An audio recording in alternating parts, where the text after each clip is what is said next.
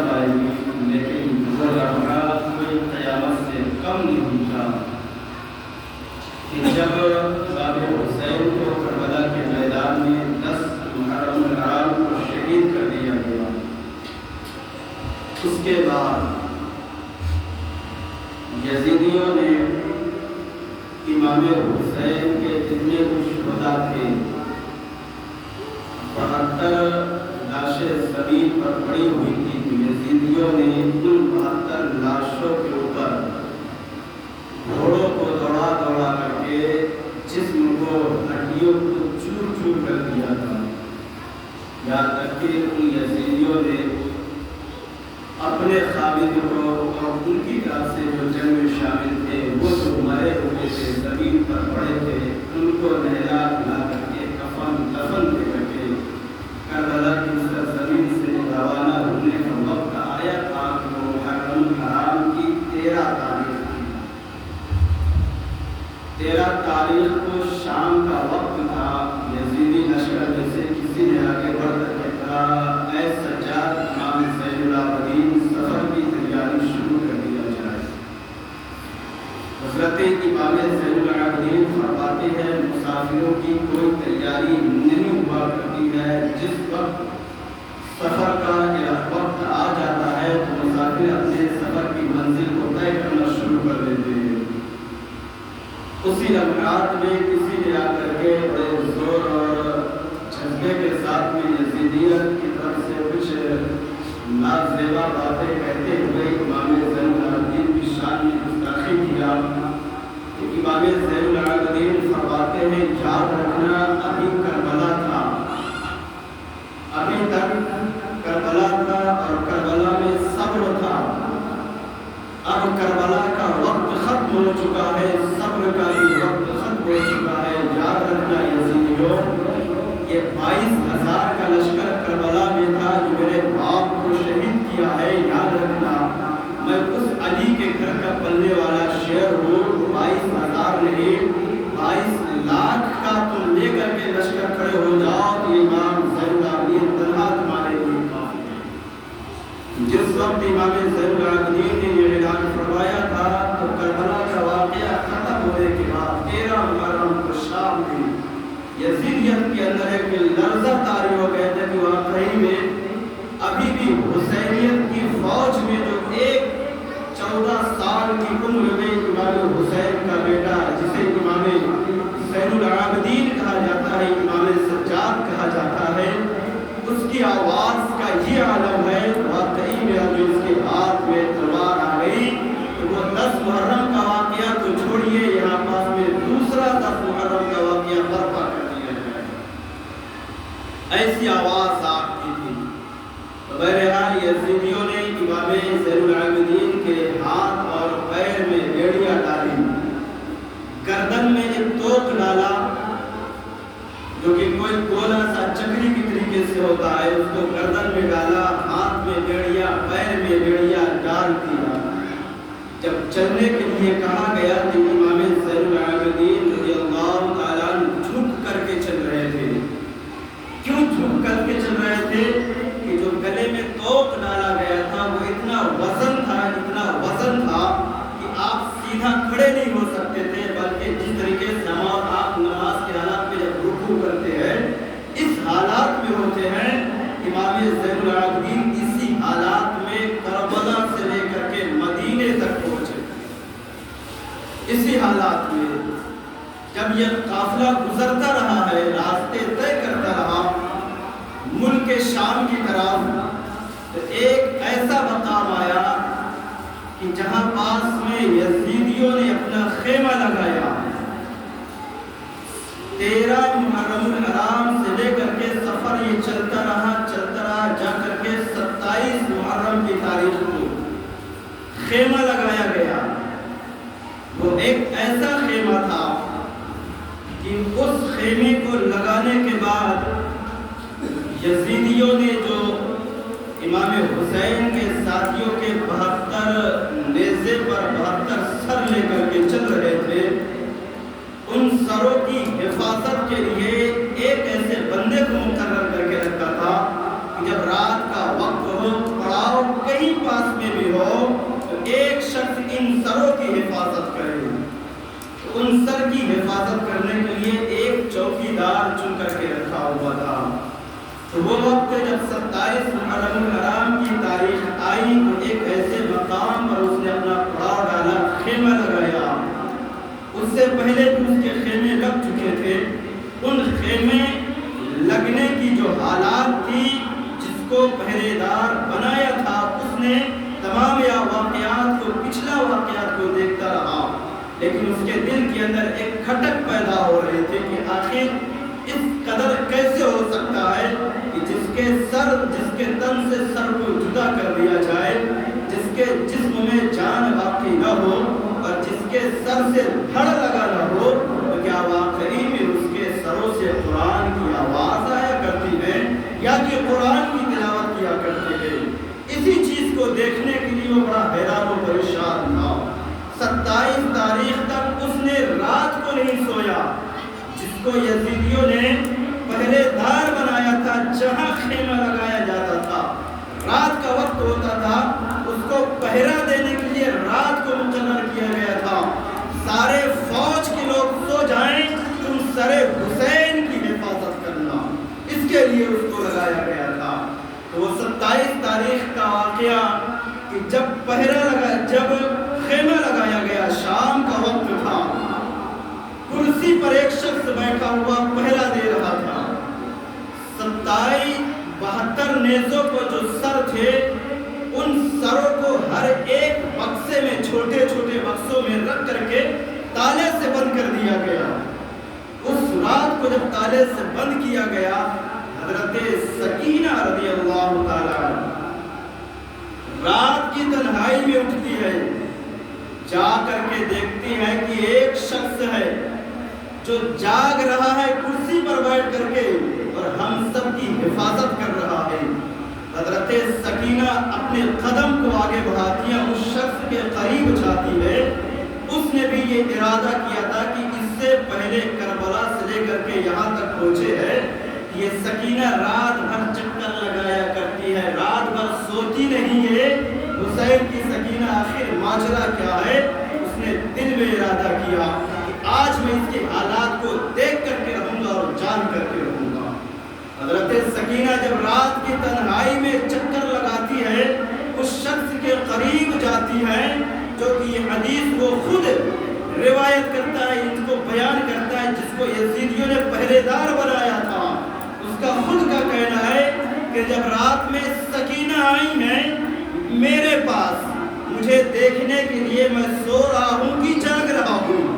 سکینہ آ کر کے مجھے دیکھتی ہے, میں سونے کا ایک ناٹک رچا, سونے کا بہانہ کیا, جیسے کہ کوئی انسان کرسی پر بیٹھ کر کے ٹیپ لگا کر کے سو جاتا اپنی آنکھوں کو بند کر کے. اسی طریقے سے اس نے کہا کہ میں اپنی آنکھوں کو بند کر کے کرسی میں ٹیپ لگا کر کے سویا, جو کہ میں جاگ رہا تھا. سکینہ آئی, میری کرسی کا چکر لگایا, میری آنکھوں کے قریب میں اپنی آنکھیں کر کے دیکھا, یہ جاگ رہا ہے کہ سو رہا ہے. حضرت سکینہ نے دیکھا, کہتی ہے کہ خدا کا شکر ہے آج یہ سو گیا ہے, میں اپنے بھائیوں سے, اپنے بابا سے جا کر کے آج ملاقات کروں گی. حضرت سکینہ وہاں سے گھوم کر کے اپنے بھائی حضرت علی اصغر کے سر مبارک کے پاس جاتی ہے. جس بکسے کے اندر صندوق میں سر علی اصغر کو رکھا گیا تھا, اس کے پاس جاتی ہے. جا کر کے دیکھتے ہیں کہ وہ بکسہ بند ہے, آپ نے کھولا, اس کو کھولنے کے بعد سر انور کو جب باہر نکالا ہے تو وہ کہتا ہے کہ جب سر انور حضرت علی اصغر کا نکلا تھا تو جیسے ہی بکسے سے سر نکلا ہے تو سر سے ایسا نور نکلا ہے, ایسا نور نکلا ہے کہ زمین سے لے کر کے آسمان تک روشن. حضرت سکینہ حضرت علی اصغر کے سر انور کو اپنی گود میں لے کر کے کہتی ہے, علی اصغر وہ وقت ختم ہو گیا ہے جو مدینے میں تجھے جھولا پہ جھلایا جاتا تھا, کربلا میں جس جھولے میں تجھے جھلایا جاتا تھا, اے علی اصغر آج وہ جھولا موجود نہیں ہے, میں تجھے کس جھولے میں جھلاؤں, وہ جھولا بھی کربلا میں چھوٹ گیا ہے. علی اصغر کے سرے کو اپنے گود میں لیا ہے, پیار کرتی ہے. حضرت سکینہ کی آنکھوں سے آنسو غار قطار جاری ہے, سے فریاد کر رہی ہے، مولا یہ میرا بھائی، چھوٹا بھائی علی اصغر ہے، بتا تو صحیح اس کا کیا قصور تھا جو یزیدیوں نے کربلا میں اسے بھی شہید کر دیا ہے۔ فرماتی ہے علی اصغر، جو یزیدیوں نے جو تیر تجھ پر چلایا تھا نا، وہ تیر کا وزن بھاری تھا، تیرا وزن کم تھا۔ اے علی اصغر، وہ تیر جو یزیدیوں نے چلایا تھا کربلا میں، اس کی ہائٹ زیادہ تھی، تیری ہائٹ کم تھی۔ اے علی اصغر بتا میں تجھے کیسے پیار کروں، میں تجھے کیسے پیار کروں، تجھے کیسے یاد کروں۔ شہر انور کا بوسہ دیا، کہتی ہیں اے علی اصغر سو جا، اس لیے کہ ابھی علی اکبر کے پاس بھی جانا ہے، بابا جان کے پاس بھی جانا ہے۔ حضرت سکینہ علی اصغر کے سر انور کو بوسہ دی، علی اصغر کے سر انور کو بوسہ دیا ہے، بوسہ دے کر کے صندوق میں رکھا۔ علی اکبر کے سر انور کے پاس گئے، پیار کیا، بوسہ دیا، وہاں سے اٹھی ہیں، جا کر کے حضرت امام حسین رضی اللہ تعالیٰ عنہ کے سر انور جس صندوق میں رکھا تھا، اس صندوق میں باقاعدہ یزیدیوں نے تالا لگا کر کے رکھا تھا۔ حضرت سکینہ پہنچتی ہے، پہنچنے کے بعد کہتی ہے مولا تو اس میں تالا لگا ہوا ہے، آخر میں اپنے بابا جان کی زیارت کیسے کر سکوں؟ اتنا سننا تھا کہ جو شخص بیٹھا ہوا تو اس کے کانوں میں جب یہ آواز گونجی تو اس نے کہا کہ مجھے رحم آیا، سوچا کہ میں چابی دے دوں سکینہ کو، جا کر کے یہ اپنے باپ کی چہرے کی زیارت کر لیں۔ جیسے ہی خیال کیا تھا اس نے، خیال آتے ہی کہتا ہے کیوں میں چابی دوں اسے؟ کیونکہ سکینہ زمین پر لاوارث نہیں ہے، اس لیے کہ جو کربلا میں سب کو قربان کر دیا ہے وہ لاوارث نہیں ہے۔ آج بتا سکینہ یہاں پاس میں کیسے لاوارث ہو سکتی ہے؟ سکینہ لاوارث نہیں ہے، اس لیے کہ جب سر حسین کو حضرت سکینہ نے بکسے سے نکالا تھا، حضرت سکینہ جب امام حسین کے سر کو لیا تھا، سر حسین کو جب لیا تو اسی سر حسین سے آواز آئی تھی اے سکینہ یاد رکھنا تیرا وارث زمین پر محمد عربی بھی ہے، آسمان پر رب کائنات بھی تیرا وارث ہے۔ اتنا کہا، حضرت سکینہ نے رب سے دعا کے لیے ہاتھ اٹھائی تھی کہ اتنا ہاتھ اٹھانا تھا کہ تالا اپنے سے کھلا ہے، سر انور کو باہر نکالا ہے۔ یزید دیکھ کر کے حیران ہے کہ آخر اس میں سے اتنا نور کیسے نکل رہا ہے، اتنا نور کیسے نکل رہا ہے۔ یزید بڑا حیران و پریشان کے عالم میں ہے، آخر ماجرا کیا ہے؟ جس کا سر تن سے جدا ہو جائے اس کے سر سے یہ روشنی کا عالم ہے کہ وہ تھر تھر کانپنا شروع کر دیا تھا۔ آخر کربلا سے لے کر کے یہاں 27 تاریخ تک لوگوں کے جسم 2 دن سلامت نہیں رہتے ہیں۔ یہ تر و تازہ سر ایسا ہے، ایسا معلوم ہوتا ہے کہ جیسا ابھی بھی یہ سر جسم انور سے لگا ہوا ہے۔ بڑا حیرانی کے عالم میں ہے، بڑا پریشان کے عالم میں ہے۔ بابا جان کے سر کو اپنے ہاتھ میں لیتی حضرت سکینہ، پیار کرتی ہے، کہتی ہے بابا جان وہ کربلا میں سب کچھ لٹ گیا ہے، جا کر کے نانا جان کو کیا سنایا جائے گا، نانا جان کو کیا داستان بتائی جائے گی؟ آخر کربلا میں بیتی ہوئی تمام داستانیں کیسے نانا جان کو شہر مدینہ میں جا کر کے سنائیں گے؟ لوگ پوچھیں گے تو کربلا کا واقعہ کیسے بیان کیا جائے گا؟ یہ ظلم و ستم، یہ مصیبتیں کیسی ہے؟ اسی سر انور سے آواز آتی ہے الذین اذا اصابتهم مصیبہ قالوا انا للہ وانا الیہ راجعون۔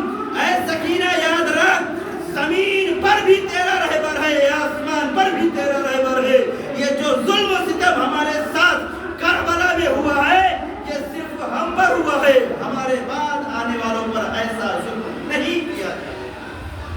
اندازہ لگائے تو حضرت سکینہ کی ذات کریمہ ہے، کتنا صبر کی ہوں گی حضرت سکینہ، جو کہ کربلا کے میدان میں سب کا وہ کچھ نہ کچھ لٹا ہے، لیکن جتنا زیادہ حضرت سکینہ کا کربلا کے میدان میں لٹا ہے اتنا کسی کا نہیں لٹا ہے۔ وہ حضرت سکینہ کی ذات گرامی ہے۔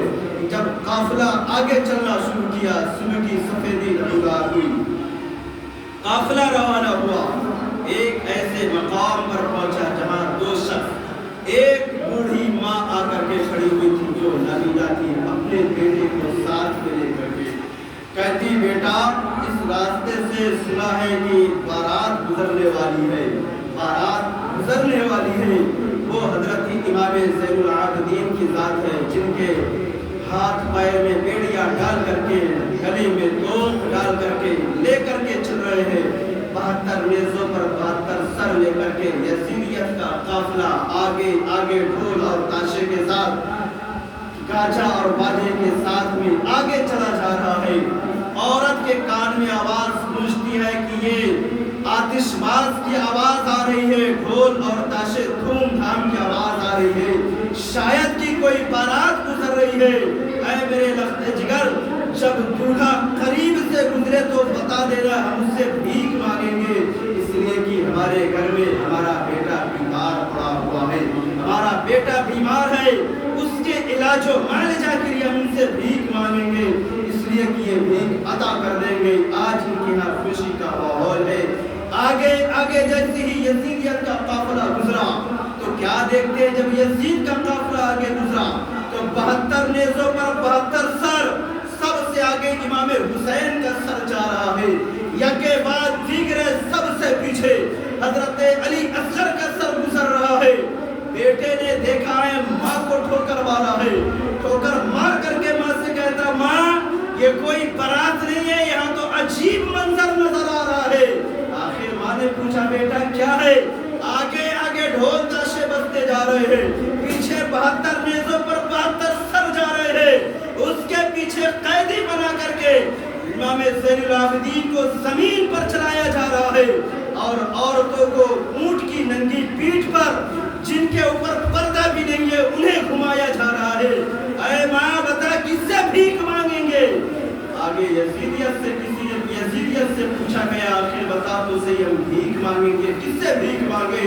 यजीदियों ने कहा था, जिसके हाथ में, पैर में, गले में बेड़ियां पड़ी हैं, जाओ उससे भीख मांग ले, जाओ उससे भीख मांग ले। यजीद को बच्चा अपनी माँ को लेकर के आगे बढ़ा है। जैसे ही हजरत इमाम ज़ैनुल आबिदीन के करीब पहुंचा, इमाम ज़ैनुल आबिदीन के सामने हाथ फैला करके कहता कि दे अली का सदका, दे नबी का सदका, दे अली का सदका, दे नबी का सदका। इतना कहना था, हजरत सकीना के कानों में आवाज गूंजती है तो कहती है, इन्हें फिर से कहा जाए मेरे बाबा जान का नाम ले और मेरे नाना जान का नाम ले ले, इसलिए कि बहुत दिनों के बाद नाना जान का नाम सुनने को मिला है, बाबा जान का नाम सुनने को मिल रहा है, इसे फिर से कहा जाए। हजरत सकीना ने 3 मर्तबा कहा, 3 मर्तबा पुकार कर उसने साहिल ने मांगने वाले ने कहा, दे अली का सदका, दे नबी का सदका, 3 मर्तबा कहा। हजरत इमाम ज़ैनुल आबिदीन फरमाते हैं, हम तो देने वाले घराने से हैं, लेकिन इस वक्त हम मजबूर हैं, हम नहीं दे सकते हैं। और जो तू आगे जो काफिला गुजरा है उससे इजाजत लेकर के आ, और जो वो इजाजत दे देते हैं तो मैं चल करके तुझे, तेरे खजाने का तुझे मालिक बना देता हूँ। हजरत इमाम ज़ैनुल आबिदीन ने इतना फरमाया, बूढ़ी माँ आगे बढ़ती है, कहती उसको इजाजत दो, वो देने के लिए तैयार है, वो देने के लिए तैयार है। आकर के कहता है कि ये क्या देंगे जो खुद मजबूर है, इस वक्त जिनके हाथ और पैरों में बेड़ियां पड़ी है, ये कैसे दे सकते हैं? ये खुद इस वक्त मजबूर है। इमाम ज़ैनुल आबिदीन को चला लाता है, कहते हैं यजीद देखना चाहता है तो देख, करबला में हमने सब्र किया है, सब्र की दास्तान टूट चुकी है। इमाम ज़ैनुल आबिदीन ने अपनी जलाल भरी निगाह उनका उठाया है, पैर पर डाला है तो पैर की बेड़ियां, जिस तरीके से आग में लोहा को डाल दिया जाए पिघल जाता है, इसी तरीके से पैर की बेड़ियां पिघलती हुई नजर आई है।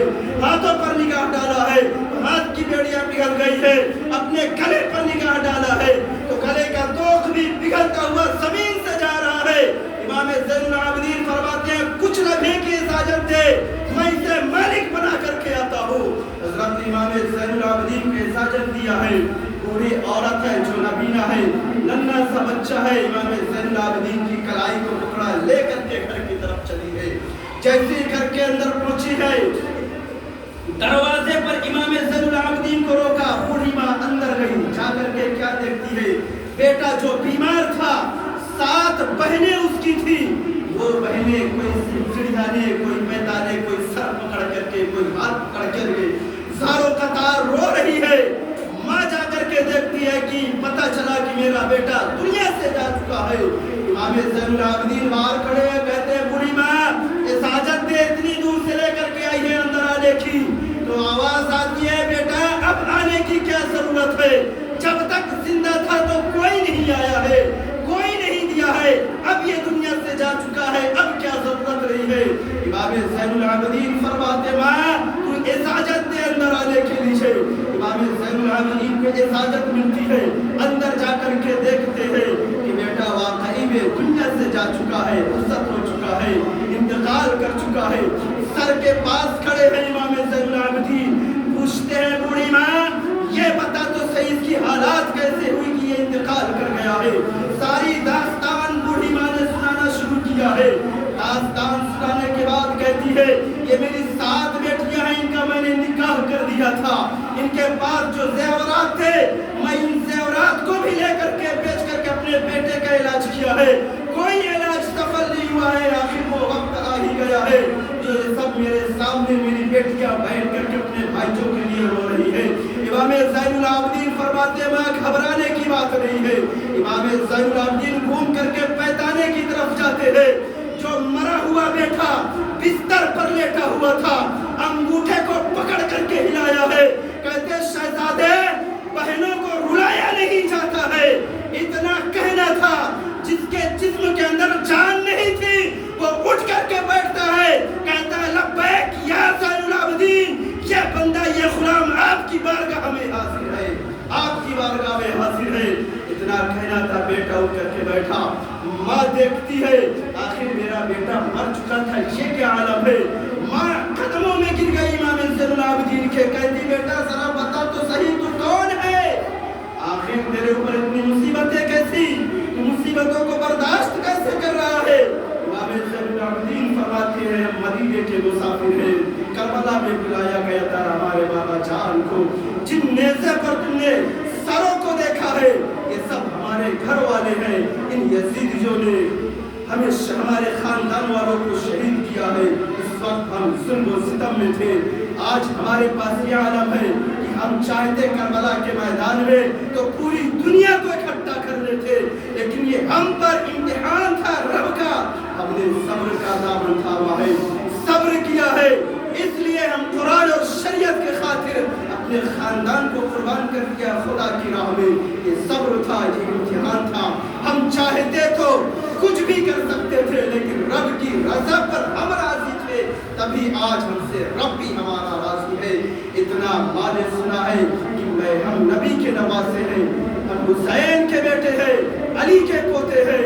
जब पूरी बातें सुना तो कहती है कि बेटा तुम बड़े अजीम घराने वाले हो, तुम अजीम घराने वाले हो, तुम्हें लोगों ने कैदी बना दिया है। कहते हैं इमाम ज़ैनुल आबिदीन बता तेरी हाजत क्या है, बता तेरी मर्जी क्या है। कहते हैं कि बूढ़ी वाले का बेटा बस इतनी सी गुजारिश है कि जो हमने अपनी बेटियों के ज़ेवरात को बेच दिया है, आखिर ये ज़ेवरात वापस लौट करके आ जाए, ये मेरी बेटियां अपने ससुराल वापस लौट करके जा सकती है। और जो नहीं जाएंगी, वापस ज़ेवरात नहीं आते हैं, इनके ससुराल वाले अपने हमारी बेटियों को वापस बुलाने के लिए तैयार नहीं है। इमाम ज़ैनुल आबिदीन घर के बाहर निकले हैं, जमीन से मिट्टी उठाया है, 7 बेटियों को लाइन से खड़ा किया है। कहती है बेटी अपने दामन को फैला दो। इमाम ज़ैनुल आबिदीन मिट्टी को उठाया है, सबके दामन में डाला है, कहे जाओ घर के अंदर इस दामन को खोल करके देख लेना, हमारी तमाम हाजतें पूरी होती हुई नजर आएंगी। जैसे इमाम ज़ैनुल आबिदीन जमीन से मिट्टी उठाया, दामन में डाला है, बच्ची घरों के अंदर जाकर के दामन को खोला है, वो मिट्टी मिट्टी ना रही है, बल्कि वही मिट्टी सोना और चांदी में बदलती हुई नजर आती है। जब इस नक्शे को देखा है तो बरेली की ताजदार पुकार उठा बरेली की सरजमीन से कि कौन देता है, देने को मुंह चाहिए, देने वाला है सच्चा हमारा नबी, देने वाला है सच्चा हमारा नबी। आखिर बताए तो सही करबला की उस सरजमीन पर लोग कहते हैं इमाम ज़ैनुल आबिदीन के घर वाले मजबूर थे, इमाम हुसैन मजबूर थे। अरे मजलूम बता